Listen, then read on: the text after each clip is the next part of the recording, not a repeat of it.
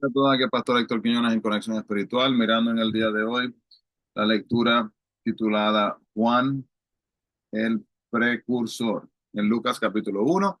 Comenzamos, hermanos, el libro de Lucas, vamos por el tercer evangelio y seguimos estudiando la palabra de Dios. Amado Dios, Padre, gracias por este momento, por esta oportunidad, gracias por el deseo interno de cada hermano, de cada hermana, Padre, de buscarte en espíritu y en verdad y de aprender así mismo de tu palabra. Pedimos, Padre, que nos ayudes dándonos el entendimiento, la sabiduría para poder entender tu palabra y que a través de ella podamos crecer, aplicarla y ser de bendición a otros. En nombre de Jesús, Señor, pedimos estas cosas de acuerdo a tu voluntad. Amén y amén. Así que, hermanos, pues el libro de Lucas nos presenta a Jesús como el hombre perfecto que vino para salvar pecadores.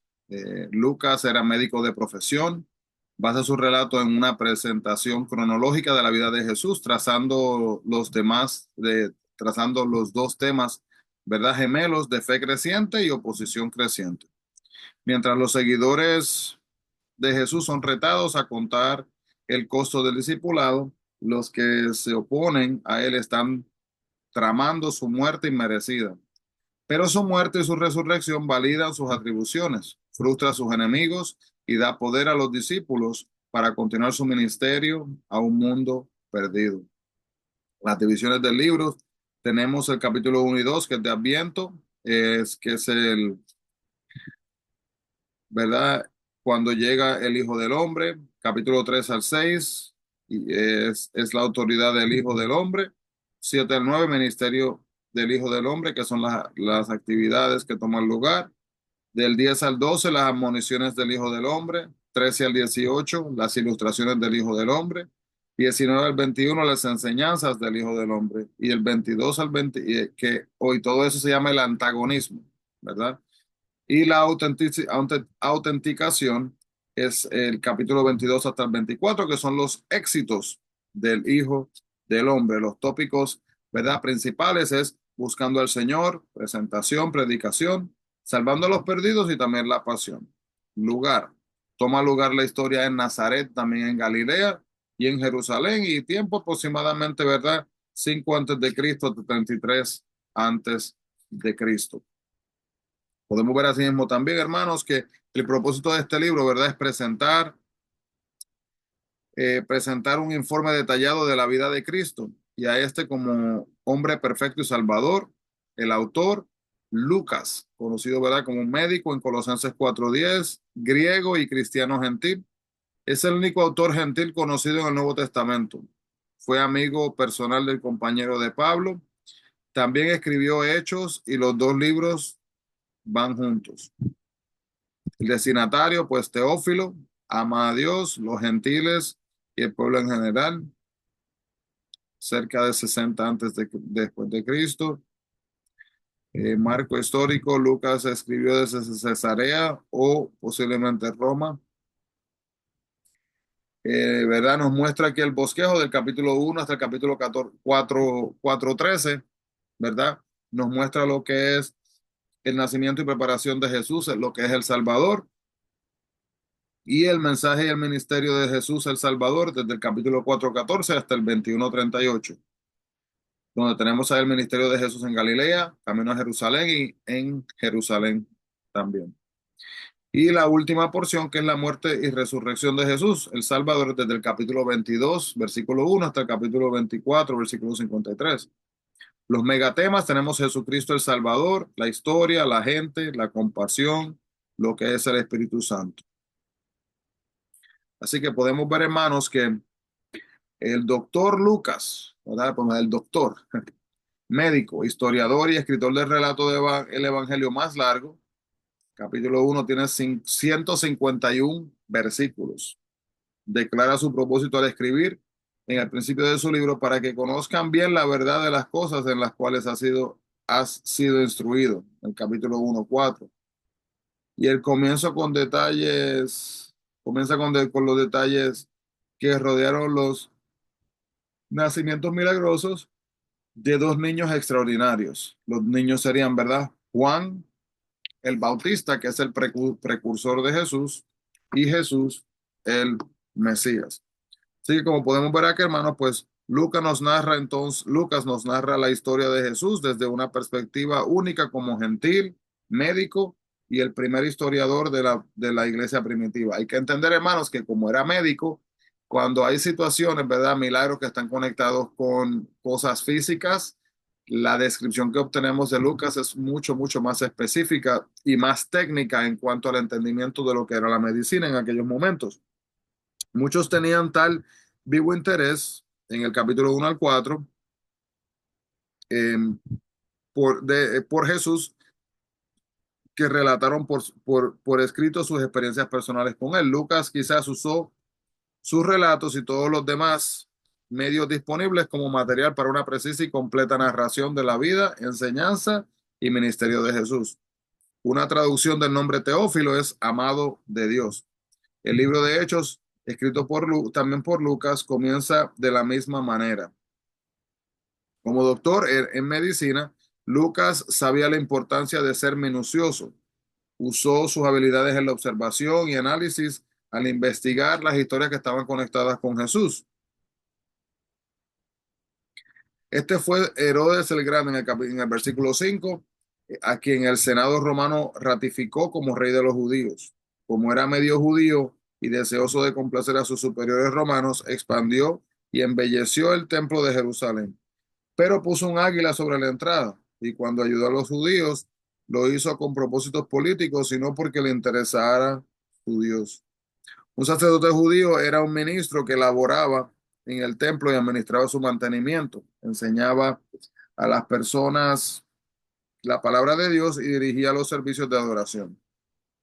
A Zacarías y a Elizabeth, hermano, no los motivaron sobre los impulsos de seguir las leyes de Dios, sino que respaldaron su posición con obediencia profunda y asimismo obedecer, ¿verdad? En espíritu significaba entender las intenciones de Dios, acatar antes de que distorsionar sus propósitos al seguir la letra de la ley solamente. Ese es el capítulo 1, versículo 6.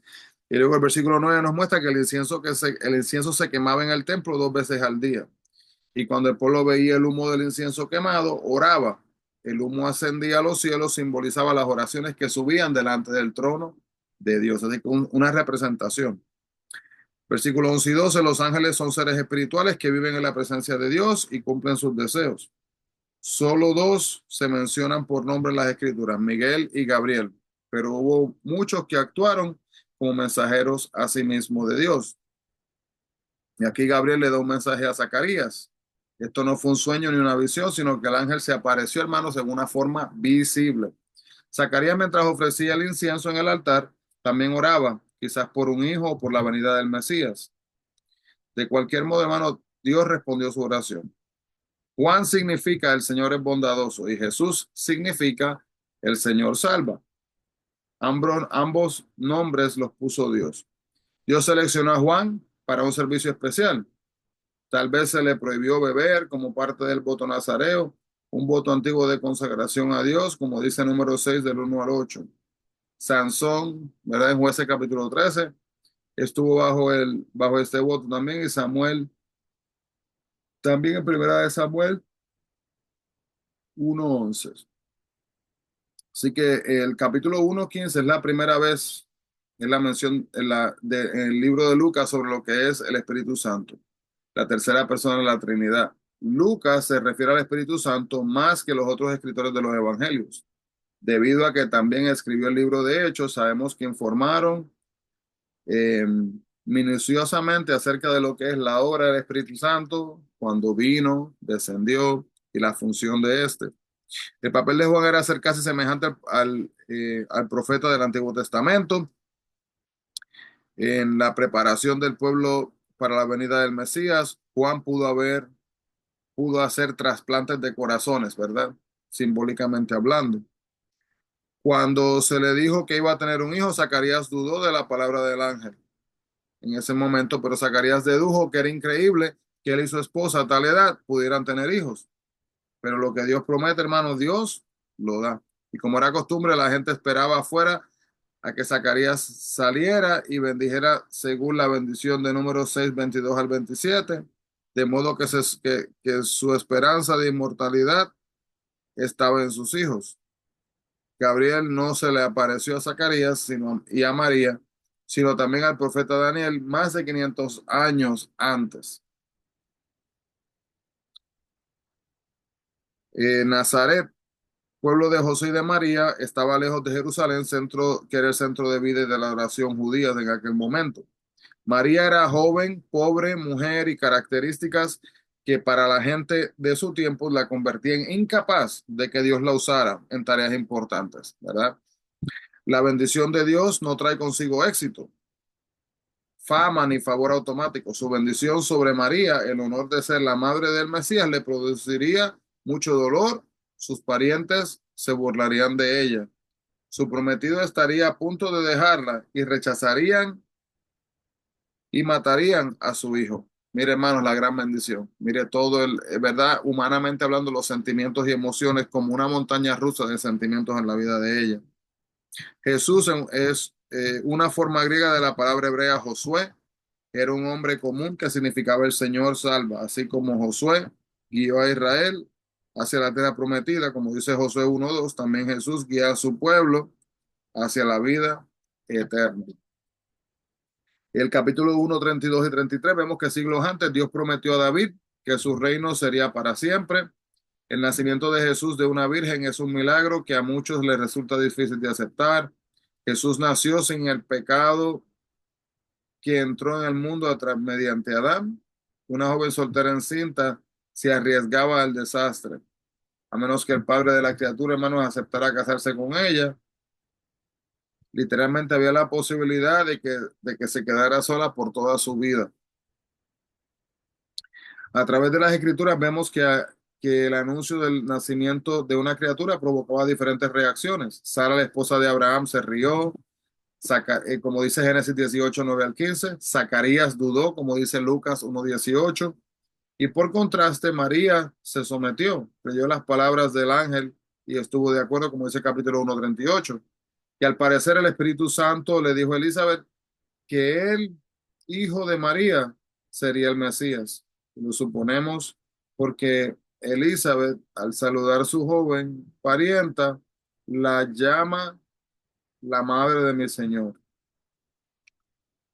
Así que de igual manera podemos ver también que a pesar de que ella misma estaba el tan esperado bebé, Elizabeth pudo haber enviado a María, cuyo hijo sería mucho más importante que el de ella, como dice el versículo 42-43, el 46 al 45 del capítulo 1.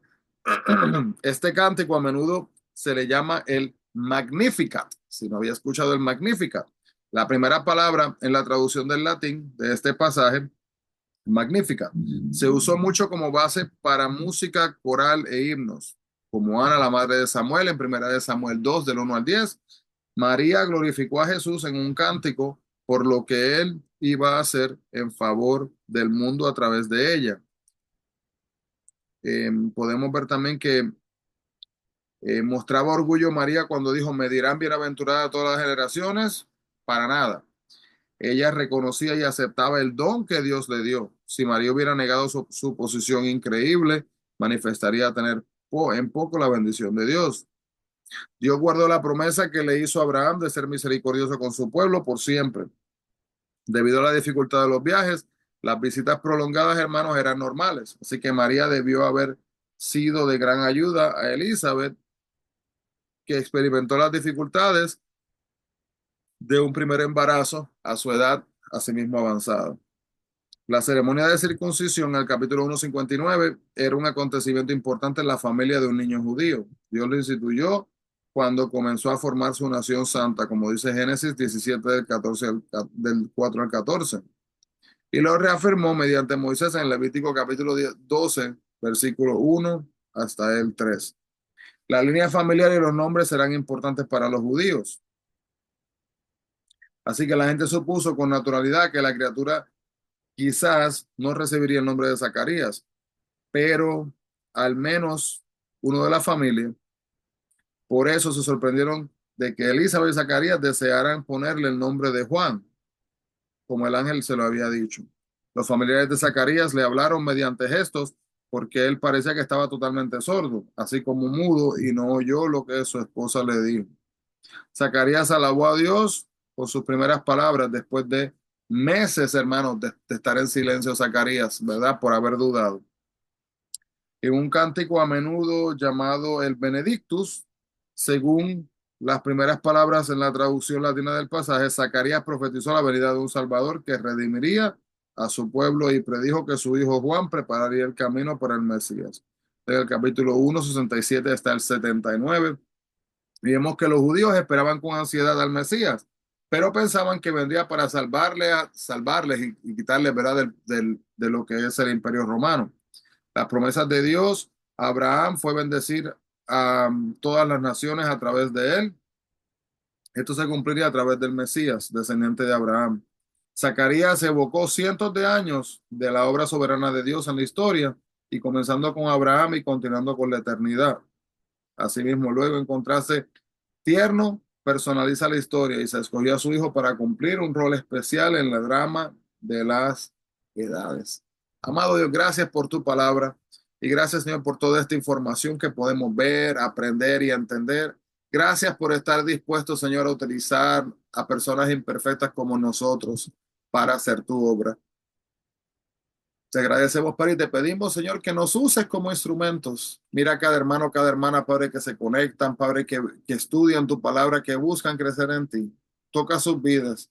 Aliéntales, Señor, a que puedan aplicar tu palabra sobre ellas. Y asimismo, Señor, guíales de acuerdo a tu plan y propósito. En el nombre de Jesús, mi Dios. Gracias, Padre. Amén. Y amén. Así que, hermano, Dios le bendiga grandemente, hermano. Grandemente, no se olviden, busquemos la presencia del Señor. Bendiciones.